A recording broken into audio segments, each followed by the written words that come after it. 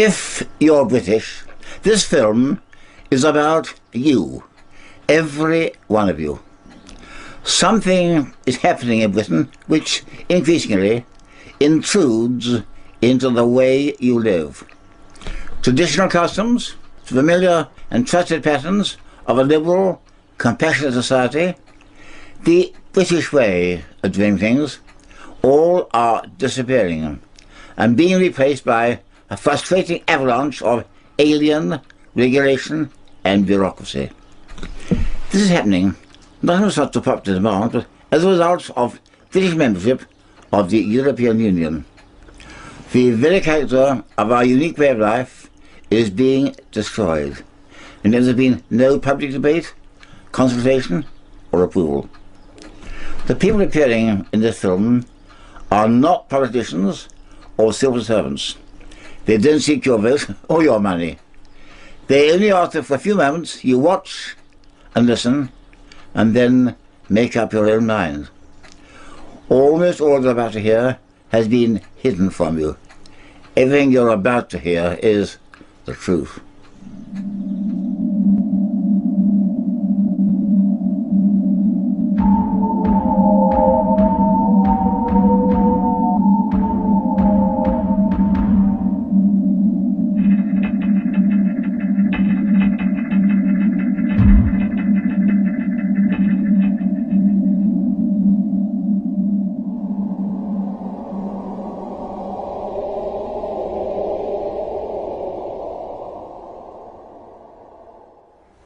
For the last 34 years, British politicians have been hiding from you the fact that they've been handing over the governance of your country to Brussels.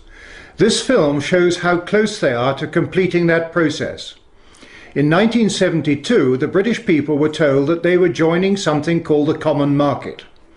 They were assured by Prime Minister Edward Heath that this was just a trading arrangement and involved no loss of essential national sovereignty. In this, the British nation was seriously and deliberately deceived. Today, as a result of that 1972 arrangement, British national identity, a British government, and British independence are about to be sacrificed. Britain is to disappear within a European federal state, and the British people are to be governed from Brussels by unelected foreign officials. A succession of British politicians have continued that 1972 deceit and secretly stripped Britain of self-government. Details of this whole process have been suppressed and kept from you. Most people in Britain haven't a clue as to what is happening. Christopher Booker explains why.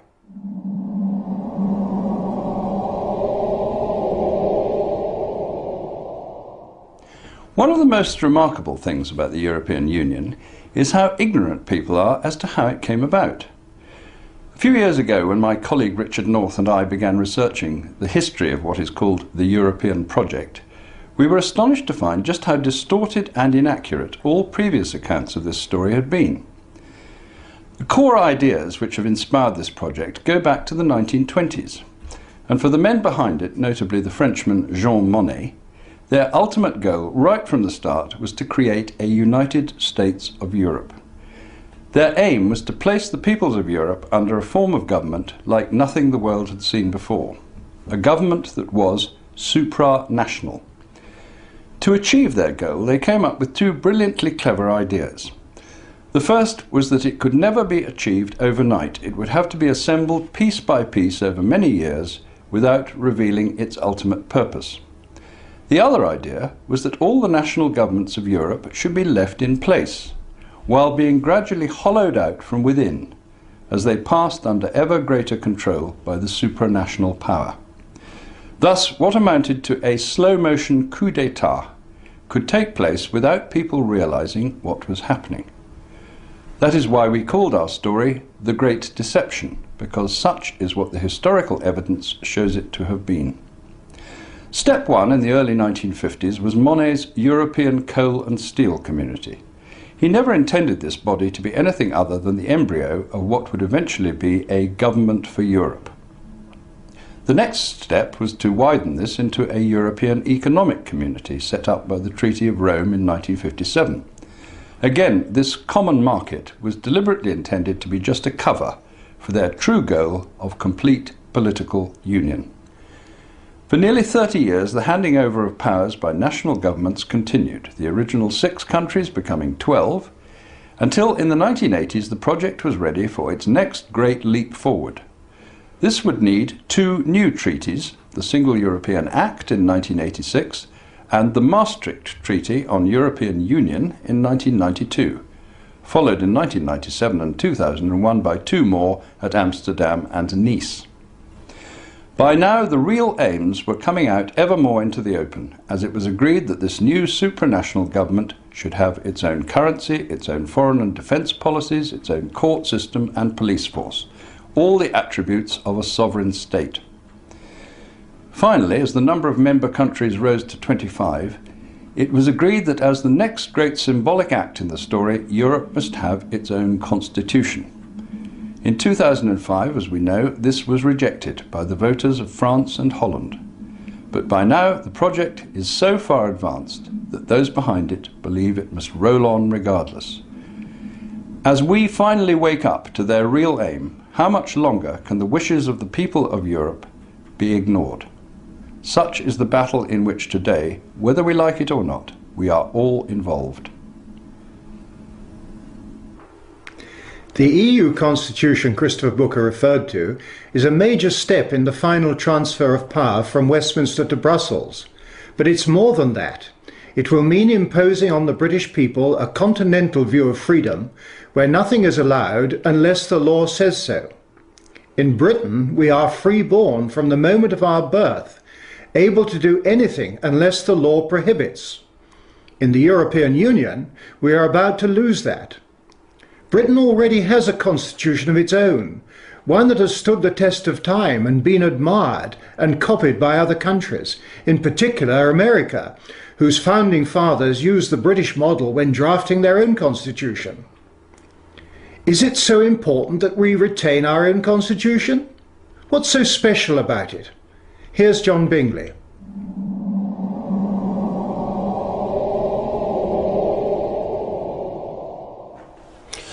A constitution should define the relationship between the governance of a nation and its people, setting limitations on power and providing the people with safeguards that protect them by securing the means of redress and remedy. We most certainly do have a British constitution, and it does just that. Our constitution has evolved over many centuries and consists of much written law. The best known examples are the Magna Carta in 1215 and the Declaration and Bill of Rights of 1688-9. In Britain we are governed according to the rule of law. The rules contained in our constitution define how we must be governed. Primarily, the coronation oath stipulates the rule of law as the only means of our lawful governance and places limitations on the use of executive power. Those limitations stop the divine right of kings. There ought to be no divine right of politicians either. In short, the British Constitution and the rule of law provide a framework for government by creating boundaries and constraints on the exercise of power. Dictatorial power can only come about when the ruler has both the power to make the law and to enforce it. Mussolini, Hitler and Stalin all achieved this total authority, resulting in staggering bloodshed. Our unique British Constitution prevents such unification of power taking place. Some vital principles of our Constitution are the right to jury trial, the right of habeas corpus, the presumption of innocence, the right to silence, no taxation without representation, no cruel and unusual punishments. All these principles and others are at the core of our Constitution and integral to our liberty, with a separation of powers as the safeguarding mechanism at its heart. It is entirely different from the continental system of administration and the proposed EU constitution, where nothing is allowed unless the law permits. Our ancient constitution determines that the duty of our politicians is to maintain our liberty. Liberty is the norm in Britain and is only constrained by the law. We British are free to do anything unless the law prohibits. The British Constitution has prevented the worst excesses of tyranny or despotism for centuries. Why should we wish to exchange this for a system which supports the unelected, the irremovable and the unaccountable. The imposition of the EU Constitution will mean the end of the British Constitution, and along with it will go all the protections we have enjoyed for centuries, including our right and our children's right of self-determination. In addition to bringing about the end of our unique British form of freedom, the EU Constitution transfers significant political power to Brussels. This, together with the combined losses brought about by the 5 treaties, means that the British people will no longer be free to govern themselves. We are close to the end game. But the EU Constitution, we were informed, could only be implemented if all 25 countries ratified it. Christopher Booker has been examining whether or not that condition has been observed, and what the EU Constitution really means.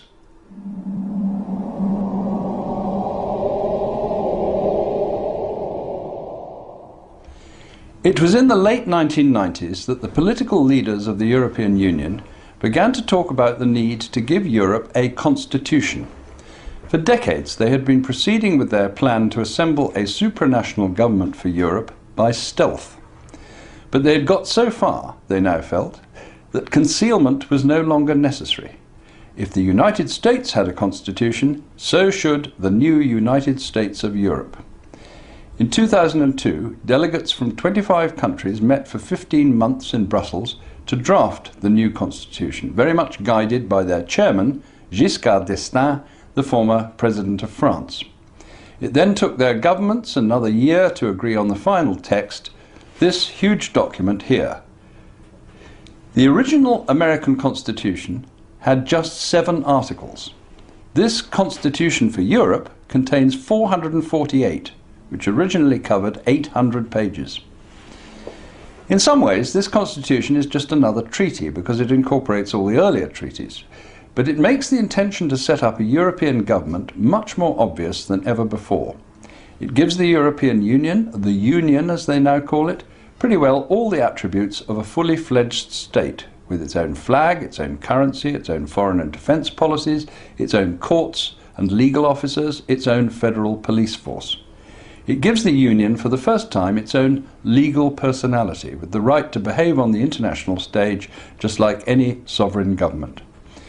It recognises for the first time in a treaty the principle that the laws of the Union are superior in every respect to those made by national parliaments and courts. It marks a further massive handing over of powers from national governments to the central government in Brussels. It greatly extends the areas of life where Brussels has the power to dictate policies and laws. It also reduces almost to vanishing point the right of national governments to veto laws which they do not consider in their country's interests. It includes all the 54 articles of the so-called Charter of Fundamental Rights, the document which we were told by a British minister would have no more legal significance than a copy of the Sun newspaper or the Beano. What this document confirms, in short, is the desire to set up a supranational government which is not elected and which the peoples of Europe cannot call to account or dismiss. It marks the transformation of Europe, in effect, into a one-party state. Yet this is what the governments of Europe agreed to in our name in 2004. Only in 2005, when it was rejected by the voters of France and Holland, did the plan to impose this constitution on us all at last run into a mighty obstacle. For the moment, it has been put on ice, but there are plenty of people at the top in Europe who are looking for ways to bring it back onto the agenda. Meanwhile, they are already pushing ahead with many of its contents, from a European space programme to a common defence policy, just as if their constitution was already legally in force. They are not going to give up.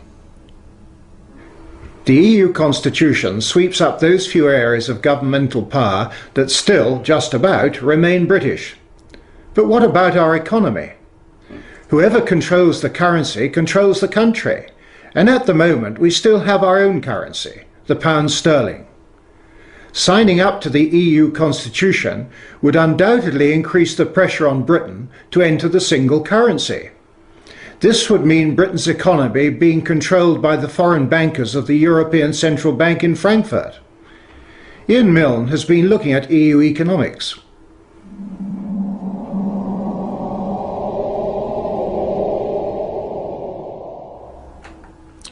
There's a huge misconception that the EU political economic model represents the future. Big mistake. Let me explain. The EU model is copied nowhere in the developed world. The relatively few customs unions that do exist are in poor African and Latin American countries, former Soviet satellites, and some of the Gulf states. But outside Europe, no major industrial trading nation, not the USA, not Japan, not South Korea, not Singapore, not Australia, not Chile, has chosen to conduct its trade via an EU-type customs union and single market. Neither, and here's the killer fact, have tomorrow's economic giants, China and India. All have chosen user-friendly, light-touch, government-to-government arrangements. That's the future, trade-wise. The claim that the UK needs the EU for its trade and jobs is an empty one. Over 90% of the UK economy is not involved in exporting to the EU. The USA, not in the EU, sells more to the EU than the UK does, without paying a penny to Brussels or imposing 1 ounce of EU regulation on the US economy. The UK has a huge and growing deficit on its trade with continental Europe, and the cost of UK membership of the EU massively outweighs the benefit. British access to the 6% of the world's population living in the EU costs us a fortune. The Treasury hands over £250 million of our taxes to Brussels every single week. British access to the other 94% of the world's population outside the EU is free. The fact is, the EU is the past, invented in the 1950s to meet the failures of the 1930s. But in tomorrow's world it'll soon be an irrelevance, overshadowed by the USA, China and India, all of which, as it happens, conduct their business in English. Those are the countries we have to be free to engage with, as equals, to build a better world in the 21st century. It's time this country got out and embraced the future. So our political power has been handed away, our constitutional power is planned to go, and our economic power is being seriously threatened. All this was planned and must happen if the EU is to control us completely. But that isn't enough. Everything that is British must go, and that's where local government plays its part in dismantling the British state. Part of the political takeover is the hollowing out process Christopher Booker spoke of earlier, and the pretense that our Parliament still governs Britain, whilst in reality it is merely the puppet of Brussels. Eventually, Westminster will cease to exist, and 12 regional governments, answerable to Brussels, will take over. This breakup of Britain has been investigated by Lindsay Jenkins.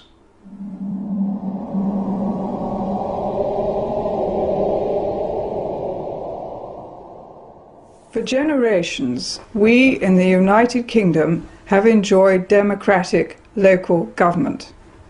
We've elected councillors for our town or county councils. Many of us have volunteered to be parish councillors, unpaid, to do our bit for the village. But within a year or two, it will all be gone. Most of it has gone already. The Treaty of Rome was the death knell for democratic government. Today, county, borough and parish councils are all giving way to regions, to sub-regions and sub-sub-regions, the European Union's system of local government. But it's taken time to destroy what was British and replace it with the European model. John Major began the rot with government offices in the regions, new divisions, never before known in this country. But when Tony Blair won that landslide victory in 1997, the destruction accelerated. London, Scotland, Wales and Northern Ireland now have their own elected assemblies. The one in Edinburgh is grandly called a parliament.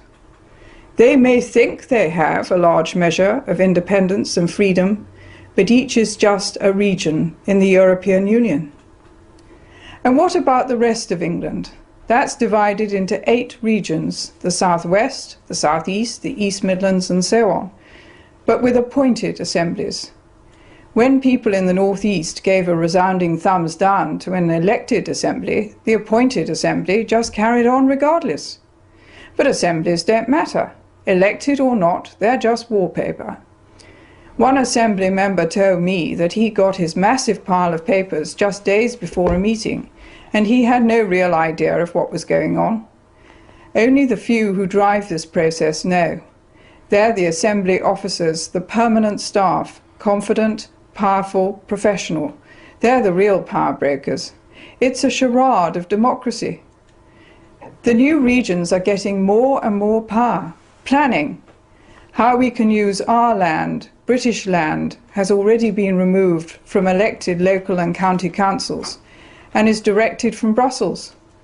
Every region's plans now have to fit into the Brussels plan. Soon it will be the turn of the police and their new super regional forces. Will they answer to the European Union's police force, Europol, in The Hague? Soon London will be just a regional capital and not a focus of the nation state, because there won't be a nation state, just a collection of European regions. Britain will have disappeared. As you have seen, since 1972, the balkanization of Britain into 12 EU provinces has continued apace, so that today the process of deconstructing Britain is almost complete. And there is nothing our politicians seem willing to do about it, albeit that it is in defiance of our own constitution. So, is this the end of Britain and the right of the British to govern themselves? Is EU membership, as some would have you believe, inevitable? And is there an alternative to being part of a European federal state? Well, here are two views of the future from two very different standpoints. First, Ian Milne again.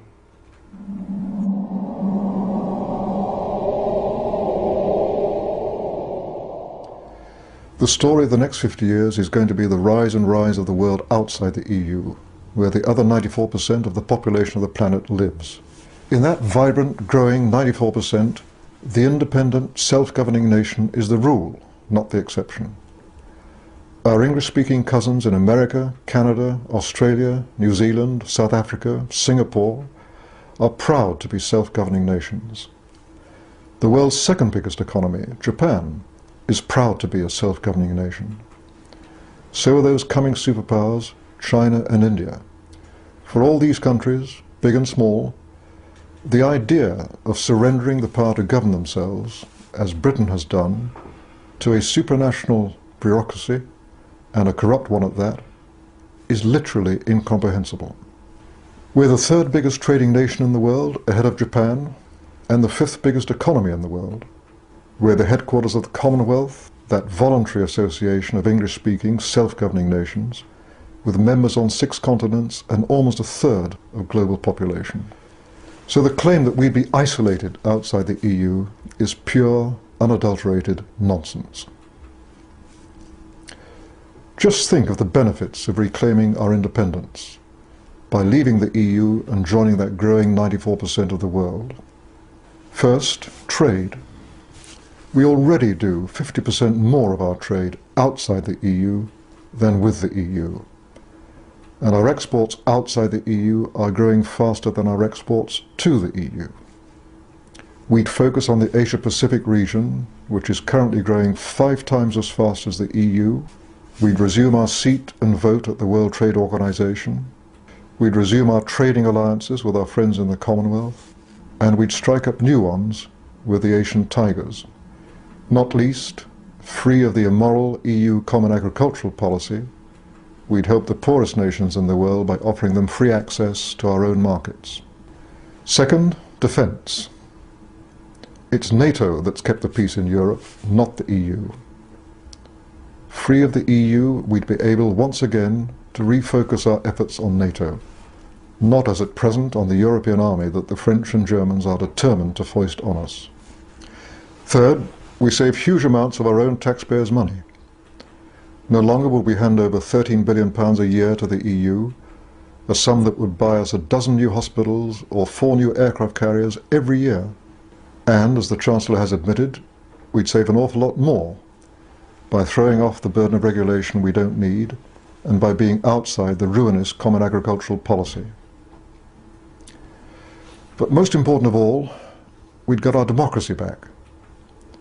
That's what getting back sovereignty means. Our own Westminster MPs would once again have the sole power to run our government, a power they've now abandoned to the EU. And we, the citizens, through our right to hire and fire them, would get back control of our own government. After withdrawal, what happens? We continue as members of the United Nations, of NATO, of the Commonwealth, of the World Bank, and so on. We make it clear to the rest of the EU that they're our friends and allies. We keep free trade and free movement of capital with the rest of the EU, because they'll be desperate to keep on selling us BMWs and Renaults and Camembert cheese.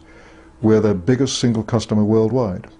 They sell us far more than we sell them, which means that more of their jobs depend on trade with us than on the other way round. Finally, how do we get out? It's simpler than you'd think. First, we get the support of the British people in a referendum, and then we repeal the 1972 European Communities Act, by which we joined the then common market. That's all we have to do. The rest is detail. There is much more we could have told you about the European Union. The fact that it operates a system of bookkeeping enabling massive and continuing fraud, resulting in its own auditors failing to accept and sign off the books of account for any of the years since 1994. The fact that all the important decisions affecting you and I are taken behind closed doors, in total secrecy, and the fact that all the people who make those decisions are unelected to those positions, unaccountable to anyone, and largely unknown. But time does not permit. Whatever happens from now on depends very much on you.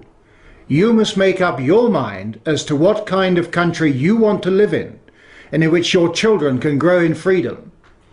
If you are disturbed or concerned by what you've seen in this film, please don't take our word for it. Check it out for yourself. A list of books, pamphlets and other sources are included at the end of this film.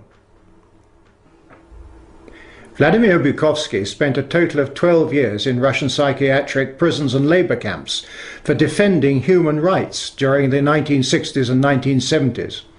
His last period of imprisonment was in 1971. He came to the West in 1976 and now lives in Cambridge.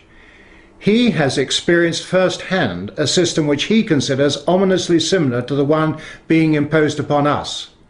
If he is right, then the Britain you and I know truly is on the brink of extinction.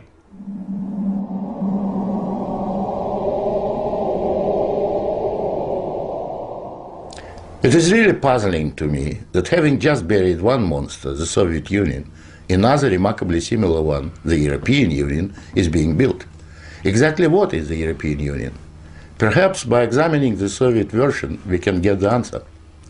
The Soviet Union was governed by 15 unelected people who appointed each other and who were not accountable to anyone.